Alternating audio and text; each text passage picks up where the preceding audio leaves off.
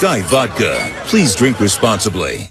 Pardon the interruption, but I'm Mike Wilbon. Tell me some rich dope just bought a Leonardo da Vinci painting for $450 million. I'm Tony Kornheiser. I thought it would class up the commode. All right, that begs the question. What? Which house are we talking about? Are we talking about the master bath where you have like a ski slope in there, or are we talking about some powder room? No, the powder room downstairs where I have all the ESPYs that I've stolen over the years. Oh, okay. I got you. Right on top of the toilet, right on top of the tank. I was hoping that boy's tree house, I'm hoping to plan for the house next door, for the little house. No, I'm going to lend it to you for one of your gated community houses. Welcome to PTI, boys and girls. In today's episode, the NFL warns Jerry Jones, Aaron Rodgers takes snaps, and Tiger Woods, and please listen to this carefully, Don't go is here. said to be crushing the ball. Stop it. We begin today with three notable performances in a single basketball game last night.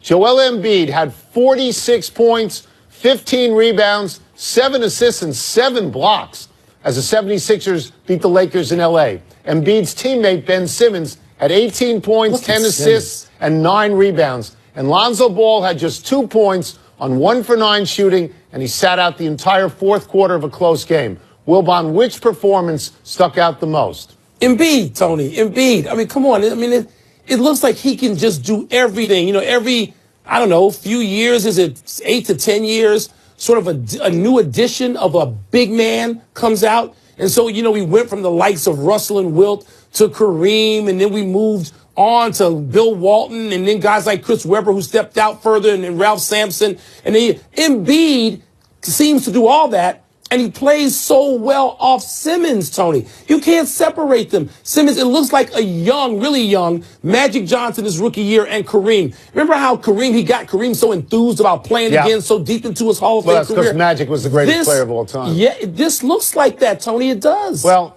look, the short answer is Embiid, because those are monster numbers, and they may be historic numbers. I like Ben Simmons a lot. I think he's going to be a triple-double machine, and without the theatricality of Russell Westbrook. But I'm going to point something out about Lonzo Ball, and thank you for mentioning Magic, because Magic picked him with the second overall pick in the draft and staked his reputation on the fact that he would lead them back to Showtime, which is what Magic created, right? And the kid can't shoot yet at all. No. He's shooting 30%. Worse, he's a point guard in the league who does not get to the line, which means he's not getting deep enough to the basket. That's true, to Tony. Draw defenders and get the ball to somebody else. He's averaging 1.5 foul shots a game. But you know why that is? Because of the obsession with the three. Well, Magic wasn't obsessed with the three. Ben Simmons isn't obsessed with the three.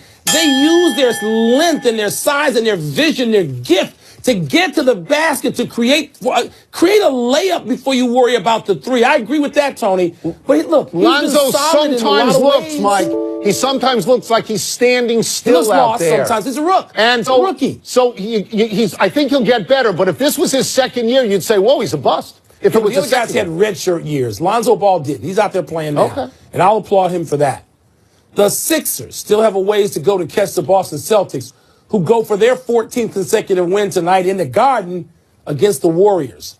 Steve Kerr has already pronounced the Celtics the Eastern Conference team of the future, even though the C's have been beaten up on a bunch of homecoming teams mostly. The Warriors have won 7 in a row themselves, so Tone, would a Celtics win tonight over Golden State be actually meaningful? It's a great word, meaningful, and the answer is no. It would not be meaningful. What it would be is interesting. It'd be something to take and fold up and put in your pocket to take out at a later date. It'd be something that down the road might confirm something. Would it be meaningful? No, because nothing meaningful happens, before February in the NBA. So no, it would not be meaningful, right? You agree with that? Tony, I generally agree with that as a rule, but I'm going to disagree with you a little bit in this way. A team like the Celtics has to still, with all those young players, and you were the one that pointed out, if they're going to do something, they got 10 guys 27 or younger. So with that in mind, they've got to create some situations, even if we don't think they're meaningful, where they think those games and results are meaningful. And I think you only create those against a few teams in the league. Moving up, okay? Oklahoma City, Houston, San Antonio, Cleveland, Golden State. Right. And you need to win some of those games so that when you get to February, you can go out and have meaningful wins. Without getting them now, I don't know if you can do it. The Warriors are the best team in the league. There's no question about this. Absolutely. They probably look at Boston with a certain amount of curiosity. How are they now? How are they going to be later? But if I coached Boston, you know what I would say to them tonight? I would say go out and enjoy yourselves because this is the best team in the league. Go out and have as much fun as you can, and don't worry about the result of this game. Winning streaks come and go. All right, we're going to use this to have fun and learn something. Watch the way they play, because they play it, Mike, they play it better than anybody. Tony, all that argues that there's meaning to it. Because you've got this team on the other side that you're trying to measure yourself against, so start doing it. The result is not meaningful. Okay, wait. What you learn is meaningful. Now I think we agree. Yeah. The result is not necessarily as meaningful as all that goes on in those minutes Should tonight. be fun for them. Should be fun. The Associated Press has obtained a letter sent by the NFL to Jerry Jones's attorney accusing the Cowboys owner of, quote, conduct detrimental to the league's best interest, unquote. This is the latest shot at Jones, who has threatened to sue the league and individual owners on the compensation committee in an attempt to block a contract extension for Roger Goodell. Wilbon, do you see this as a serious step by the NFL? Semi-serious, Tony. I mean, I read the story in the New York Daily News, which wants to make the case that, you know, this is the first step toward removing Jerry Jones. And then even in the same story, the Daily News says, well, that's unlikely to happen. Really? You think so? And then there's a talk about a fine, and maybe that's as high as you would go. Tony, this is chin music. This is Roger Clemens throwing right under the chin of a hitter that he's annoyed with. And the other owners and perhaps the league are now annoyed with Jerry Jones. It's chin music. Might they actually plunk him? Maybe, but let's see what the warning does. I'm going to take the narrow question. Is it a serious step? And I'm going to say yes, it is. Because when you invoke the phrase conduct detrimental to the best interests of the league, you are walking down a path that ends in heartache. This is exactly how baseball got rid of Marge Schott. This is exactly how the NBA got rid of Donald Sterling. But Jones isn't equal to those guys. He's a much different and much more important owner than those two nuts. Let me sketch this out for you for a second. Because you and I are old enough to remember when the Cowboys were the #1 attraction before Jerry Jones. And they will be the #1 attraction after he's gone. If an entrenched Roger Goodell is looking for vengeance, and if 5 or 6 members, fellow owners on the competition committee are looking to slap him down, would they throw him out of the league? I doubt that very much. But would they try to make his life a living hell? How? I think they might. How? With fining, with draft picks, with censure all the time. I think this is more serious. Tony. Look, Jerry has pushed the boundaries before with these same owners on the way into the league. But he's been there. He now is the establishment. He's not just some one-off rebel who's out there. Mike, never, ever underestimate what a small group of rich men might do. Never. And I wish I were one of them. What, Jerry couldn't get his own group?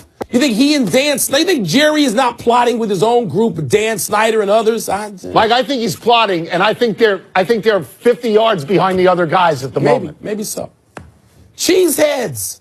Oh, they're freaking out because Aaron Rodgers, whose broken collarbone has sidelined him indefinitely, took some snaps, threw a towel, maybe threw a ball with some limited motion. A lot of folks presumed Rodgers would miss the rest of the season.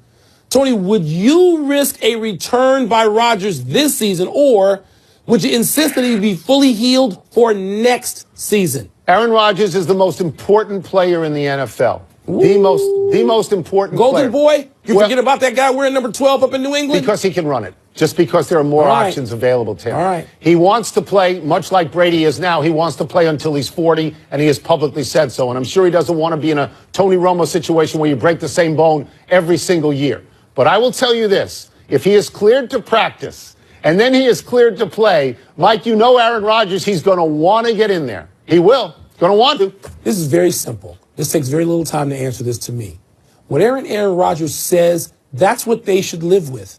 Don't get me about consulting. Yes, you will meet with Aaron Rodgers and the doctors. And then Aaron Rodgers, who has been in the league double-digit years now, Yep. who has won a Super Bowl, who is a threat to lead his team to the Super Bowl every single year, you're going to do what the hell he says. And if he says, I'm fine, boys, let me at it, Aaron Rodgers has earned the right to get out there now. There's another part to this. As you look around the NFC, do you really think the Eagles are great? I don't. Do you really think the Rams are great? Do you really think the Saints are great? They're all better than the Packers right now, though, Tony. The Packers have some other issues. But when Aaron Rodgers comes back, he's got a chance to take that team this year to the Super Bowl. Yes. No, he does. So that's going to play into all of this. And, you know, who knows what's going to happen tomorrow, Mike? If he can play right now, if he can I think he's going to want to play. He's going to play. I agree. This is not hard. And no Packer executive and no doctor should stand in the way of that if Aaron Rodgers says, I feel good, give me the ball. That's exactly what will happen.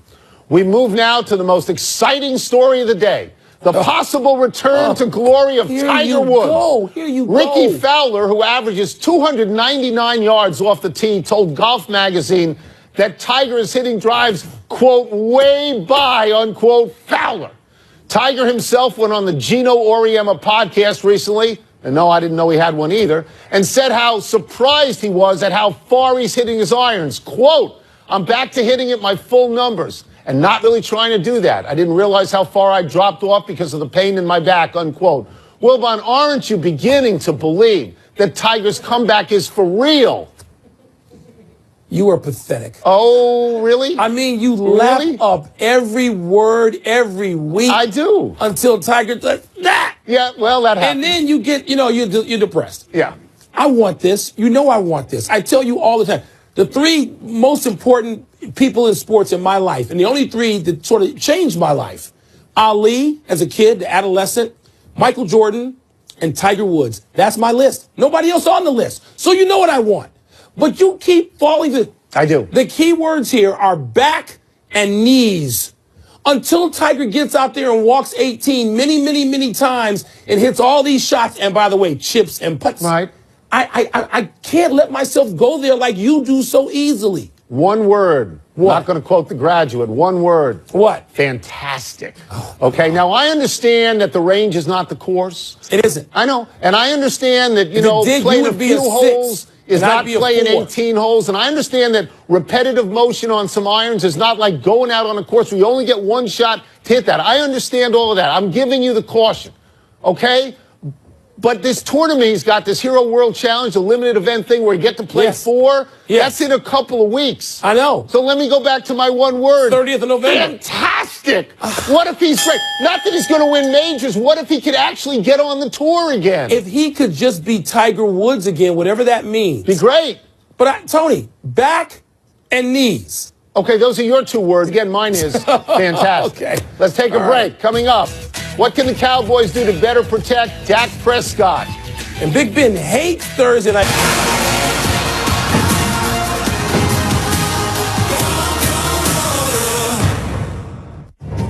Welcome back to Pardon the Interruption, presented by Sky Vodka, part of Happy Hour.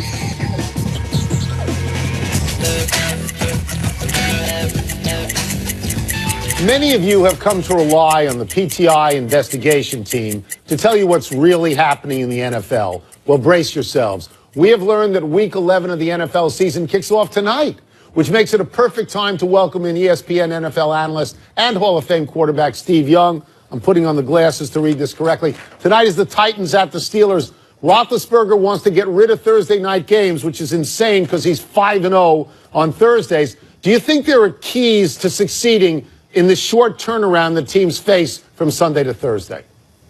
Tony, of course. It's called institutional academic rigor. Very few teams teach it. The Patriots are the kings. Usually on Thursday night, what they do, they come in Monday, the coaches, say, look, what are we going to do? We don't have time. Okay, whatever the previous week's game plan, just reconstitute it, and out it comes. But the other teams that really have the academic rigor who can tell their players, look, part of our institutional rigor is that you go home and study. We have 3 or 4 new concepts that we want you to have on practice on Tuesday. You have a day to get it done, come back it memorized, and then everybody knows that they're shamed if they don't because it's a part of the DNA of the place. there's maybe 2 or 3 teams like that. That's how you respond on Thursday night. Otherwise, it's just a crapshoot. Everyone throws everything to the wall. Everyone's hurt anyway. The game plan's the same. And let's see how it goes. Tony, make sure you remember IAR, Institutional Academic Rigor, with a Steve Young patent on that. So take by that, the Tony. way, everybody always says one of the great advantages of the New England Patriots is that they have more college graduates than anybody else. And They said that. That is maybe that often would said. dovetail to what Steve is saying. Speaking of the 100%. Patriots, Steve, Raiders-Patriots at altitude in Mexico City this coming weekend. The Patriots are in Colorado Springs practicing, and something near that. The Raiders just said, we'll stay in Oakland. We'll get there when we get there. Do you see an advantage at work here? No, not really. I mean, when we play in Denver, and Mexico City's even a little higher, so I mean, I get that. But it's what happens is when you warm up, and all of a sudden you're like, oh my gosh, and you panic. You go in for the national before the national, and you come back out and you play, and you're like, oh yeah, what happened to the altitude? It's like I don't know what it is. It's warm up is where the fear is. The game, unless you're in hurry up offense or defense on a consistent basis, it really doesn't play a part. So I think the Oakland Raiders will be fine. The biggest problem with the Oakland Raiders is they got to play the Patriots. Yeah. No matter what altitude, I'm sure. Dak Prescott was a sitting duck last week with Tyron Smith out, and he could be out again versus the Eagles. So systematically, what, if anything, Steve, can you do to help your quarterback? Well, one thing is stay with your identity and run the football. I mean, I know Zeke's not back there, but run it. That's the best thing to do now because Dak is really set as a young quarterback to run the football and then play action. Once he loses that threat, and the team's like, we're not going to run it, and then Dak has to now throw their way through it, that's a change in identity that even Dak can't happen. If you're going to have problems at tackle, though, you can chip with the back. You can bring the tight end over and cover. You can, in a lot of ways, you can run through the defensive end. The tight end can help you a ton. I mean, you can roll right. I mean, there's a lot of stuff you can do. The problem is they didn't do any of it. They got to do all of that. But number one, stay with your identity. I know Zeke's not back there, but run the football. It's the only chance. We'll get you out of here on this, and it is about running the football to some degree, and it's about being a big-time quarterback. The Saints, who usually throw the ball, ran for nearly 300 yards, and Drew Brees, who's going to the Hall of Fame at some point, threw for only 184 yards. Do you think Drew Brees actually loves that as a quarterback, or are you conditioned, people like you and Drew Brees, to say, you know what, I'm going to throw the ball, stop running? In my youth, I hated when they called a running play. I'm like, oh, no, dang, But he is Superman. He's like Superman doesn't care. I'm already Superman. Like, yeah, go ahead, give me some help. Get some other superheroes in here and make it happen. He's been carrying the Saints for forever. I mean, he's put these guys on his back for half a decade longer. And so all of a sudden he's got some defense that's stiffened, help at corner. Now he's got a running game, almost 300 yards. He's got the S on his chest. Just relax and just take it to the Super Bowl, Drew. No problem. Thank you so much as always, Steve. Thank you, Steve. Appreciate it. All right, boys. Let's take one last break, but still to come, Hal Steinbrenner reveals something that tells you exactly how much he wanted Joe Girardi gone. And how much could Chris Paul's return change? Interruption is presented by Sky Vodka.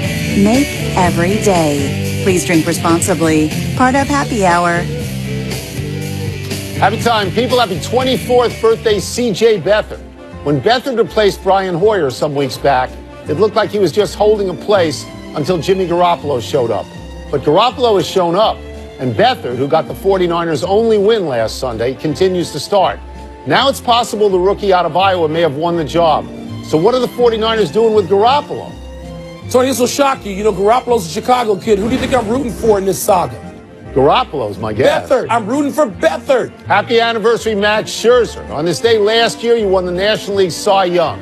Last night, we learned that Scherzer received 27 of 30 first-place votes over Clayton Kershaw for his second Cy Young in a row, also becoming just the 10th pitcher to win it at least 3 times. The other 9 pitchers on that list, Randy Johnson, Clemens, Maddox, Carlton, Kershaw, Pedro, Koufax, Seaver, and Palmer. So Max Scherzer is going to the Hall of Fame. That's automatic Hall of Fame. When I heard this, I thought somebody revived Kornheiser. Yeah.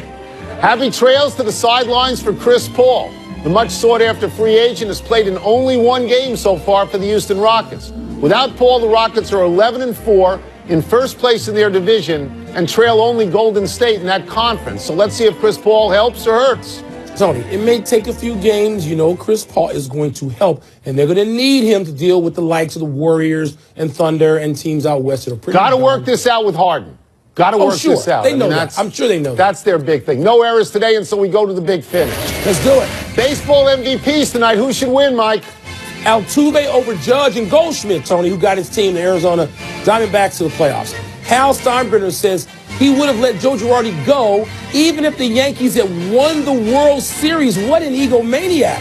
I'm very surprised by that. I mean, I guess the rift, and Brian Cashman has to be part of this, the rift must have been enormous over a couple of years. Apparently. To Sean Gibson of the Jaguars says he thinks the Browns will probably go 0-16. Do you agree?